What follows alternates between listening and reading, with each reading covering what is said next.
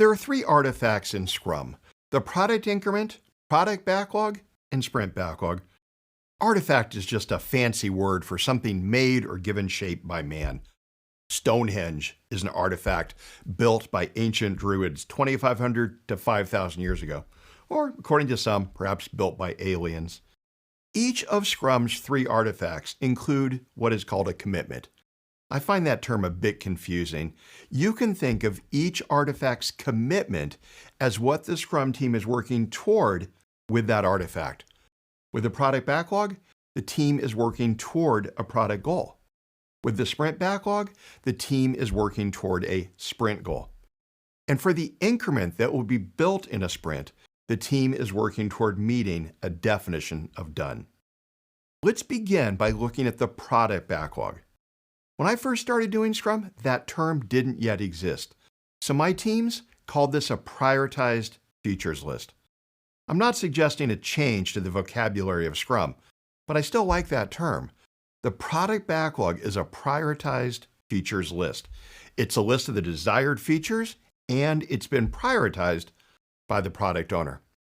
As such, the product backlog should contain everything the product owner wants added to or done to the product.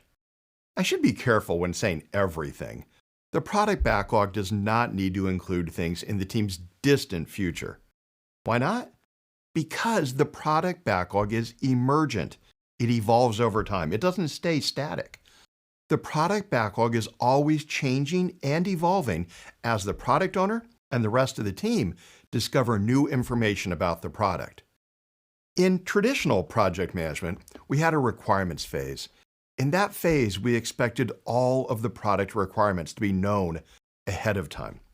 In Scrum, we recognize that we need to be able to quickly adapt to change and that planning is good, but detailed planning should only occur shortly before we do the work. Because the product backlog is prioritized, higher priority items are at the top of the list and are likely to be worked on sooner. The items toward the bottom of the list may be vague ideas, and that's okay. As they move up the list, more detail is added. Items on the product backlog should be created and prioritized in pursuit of a product goal, which I mentioned earlier as the commitment associated with the product backlog. The product goal describes a future state of the product.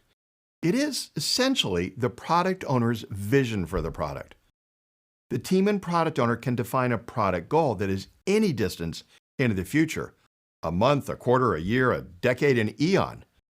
My recommendation is that a product goal should be far enough in the future to be inspirational, but not so far away that progress toward the goal is barely discernible each sprint.